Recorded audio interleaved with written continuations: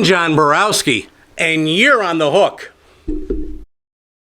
In this episode, we're going to pick up where we left off last month in October, talking about public authority towing, specifically police order towing, which affects a lot of people, and there's a lot of change that's happening in there.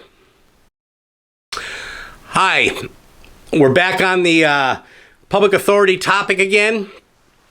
We have a few more things to complete on there.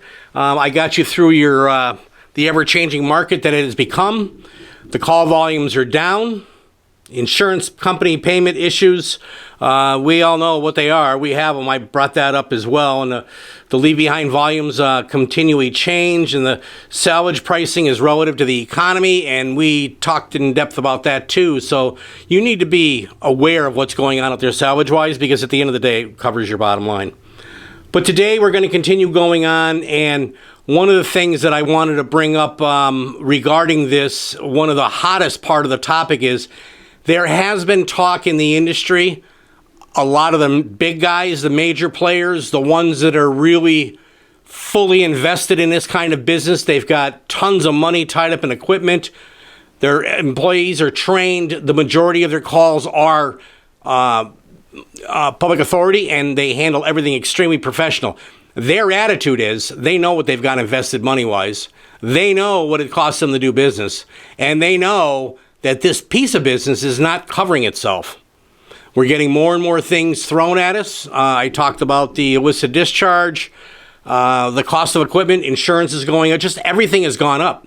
And of course, as time goes on, we expect to improve no matter what we're doing, whether it's police towing, whether it's whatever it may be. But as time goes on, you're expected to improve the industry that you're in. And this here has been improving, but it comes with a cost. And quite honestly, I don't know where the towers are going to go with this, but I think at some point in time, there's going to have to be some sort of a compensation that's going to be offered to people when they're on call, because they have to have many people on call. That some, they have to run 3 shifts. Others, they sleep, they get up when they get a call, not always acceptable. But in any event, you have to have all this equipment on standby 24/7, 7 days a week, 365 days a year, and there's a cost to that. And that stuff, and a lot of that stuff, you can't send out of town because then it's not available for you in town. Just like that rotator. Think about that rotator for a minute. I know it's a really hard decision to spend $1 million on a piece of equipment to satisfy a contract that falls a little short of taking care of all your other bills. But it needs to be done. But now you can't take that rotator out of town. I bought a $1 million truck I can't take out of town. It's a tough thing to swallow. And I understand. And for those that don't have that situation, start thinking about that, because that's where I think we're going with that. I think at some point in time, municipalities or the public authority, wherever you are, when you supply millions upon millions of dollars of equipment that sits there and waits. Let's use an example. How much money does your city pay for the fire departments for all that equipment and all those men on hand? I know it's their obligation to the taxpayers, but this here is also the obligation to the municipality or public authority that you're working for, and nobody's compensating for that. That's the only private entity that's out there as far as first responders, and that's the tow companies. And they have to absorb these costs on their own. And if for some reason all of a sudden one day they throw their hands up and say, I'm not doing it anymore, what do you do? What do you do? So I think there has to be some logical conversations going on between these towers and some of the authorities that are involved here. It needs to be looked at.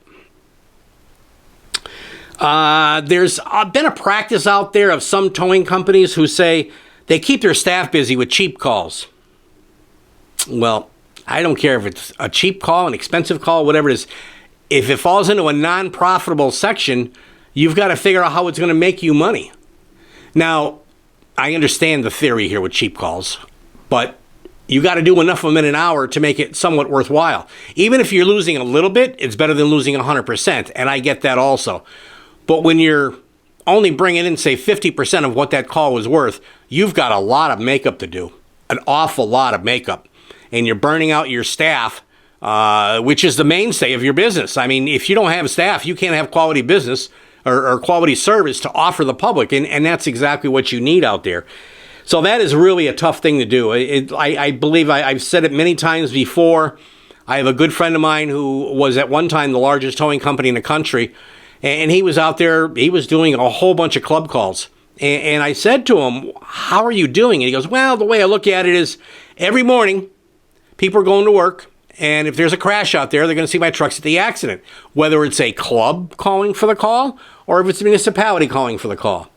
Now, in a sense, that's true, but you shouldn't be doing calls that are paying 50% of your cost just to get your name seen out there. You're going to get seen out there one way or another. The problem there is, once again, the public authority should not be using clubs for crashes or police authority tow calls. It just shouldn't be done that way.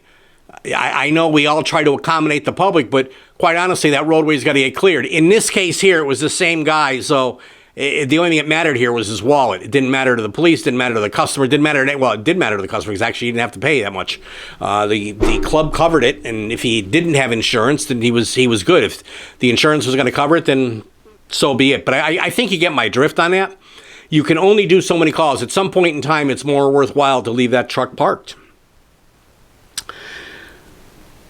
I've said this so many times, I'm actually tired of saying it, but it needs to be said, and I hope this makes sense to you. You need to understand your cost of doing business. Once again, do you know what it costs you to do a tow? And I'll say it one more time. Makes me nauseous every time I think about this.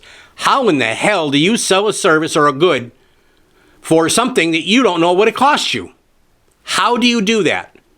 That's really a blind man walking in the streets of Manhattan. I mean, it truly is. You just don't know what's going on out there. You have a guess. You got a little bit of a feel for it. If you don't have enough money to pay all your bills at the end of the month, you know you got to work harder or you got to start raising rates. That's a heck of a way to do business, that blind and that naive. You need to, you know, nobody enjoys towing more than me. I mean, all day long, there's many, many people that got into it. I know we have our numbers out there that we think we believe. There's, say, between 38 and 40,000 companies out there, approximately 10 drivers per company. So we got anywhere from 400 to, it could be as much as 500,000 operators out there. But we don't have accurate numbers. And there's so many of them out there, and they're all trying to survive. And why are we killing each other for the calls?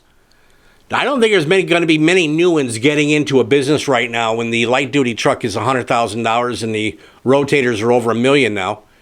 I think you got to really know what you're doing here. Otherwise, I know I've said this a million times, but if you've never heard it before, please think long and hard about what I'm going to say here. Not only are you cheating yourself out of a profit, you're cheating your family out of a dad or a husband or whatever, because you're going to be there forever burning yourself out and probably living a short life. Happens many, many times. I'm not guessing on this topic. You need to be a profitable company. Now, I know I fell into towing because I was a second generation. I grew into it and I enjoyed it. It's like anything else. When you've been doing something since you've been this high, you know you probably want to go that direction. You really enjoy it. You've been around it. You really know what to expect. But the bottom line is you got to make a profit.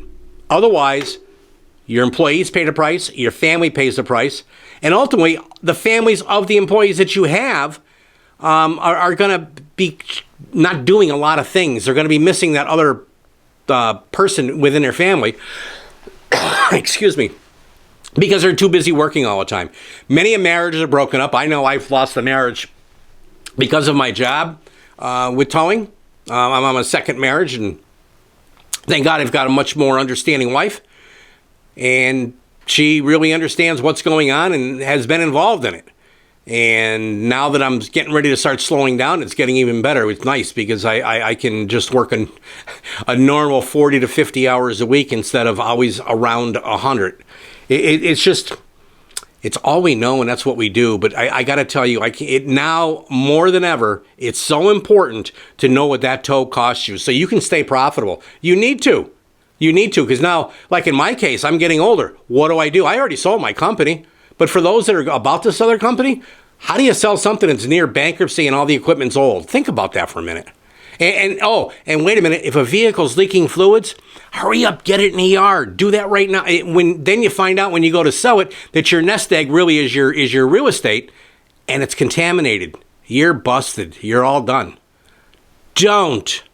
Please don't allow this to happen to you. Again, this has happened so many times that I've seen out there. And then to finish off the public authority towing topics, the last thing I have here is the importance of driver training. Now, there's a couple different ways to look at this. There are many companies out there right now that are causing their drivers to pay for their training. Let me tell you, you have no idea. If you're doing that, you need to really look at how your company is run.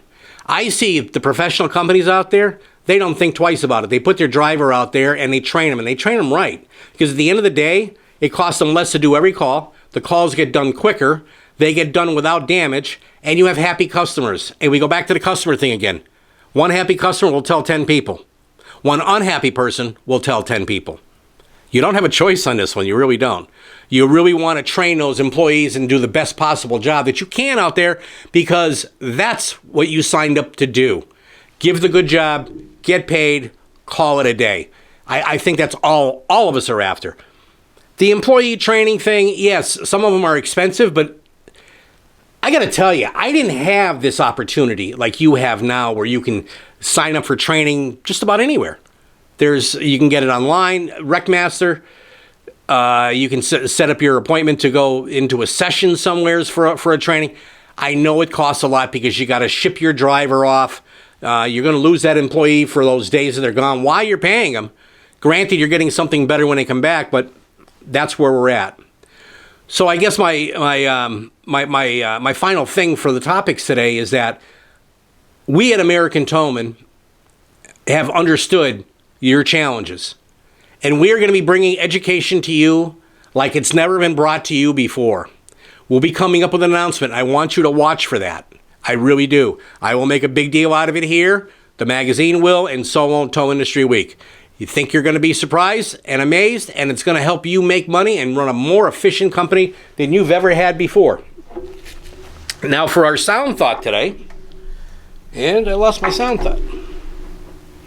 Anyway, for our sound thought today, I want you to be more observant, to start watching your cost, to understand when is it time to get rid of that truck that's killing you on repairs. If you look at what a payment would be on a truck versus the monthly cost of repairing that vehicle. And then, of course, while it's down and being fixed, that's downtime. It's not bringing any money in. Whereas a new truck, yeah, you make the payment, but it's out there and it's working well. There's a lot of different things that you need to look at now within your business. And this is the month. We're on the Sound Thought. This is the month of the biggest and best tow show in the world, Baltimore. They've been doing this since 1989, and I got to tell you, Steve Calitri single-handedly reshaped an industry. And it is what it is today because of where Steve has guided it to, really. And all these things, the necessities within the business, are now available anywhere. We've got everything available at American Towman education-wise. You can see wrecks and crashes and procedures and policies and new equipment every month in the magazine. You can come to 3 shows with American Towman, the biggest and best in the country and the latest and greatest in any products and news that's out there.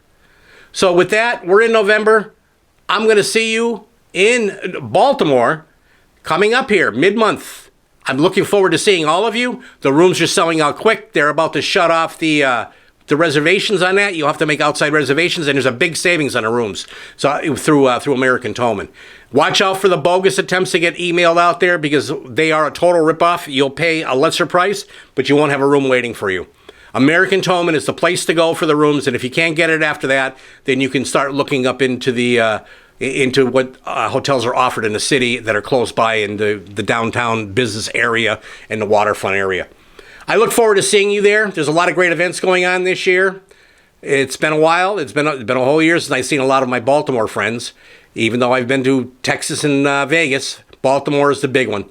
I'll be working the smoker again. And for those of you that are there every year, I look forward to seeing you. And for the newbies, come find out why they still come. It's a great time. Super time. I can't say enough about Baltimore changed my life.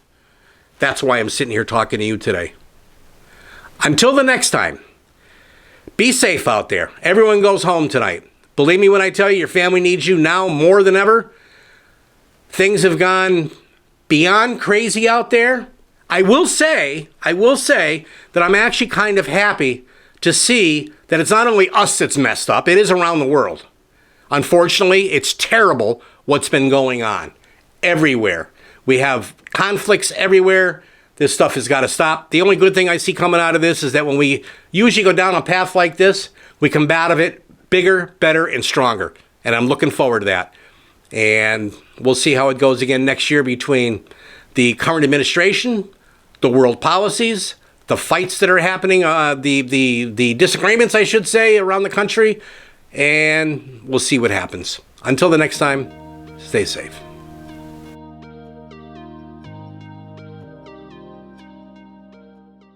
The best YouTube channel on the planet. On the Hook with Mr. Industry. If you have a topic that needs to be covered, send an email. Be sure to subscribe and share with others.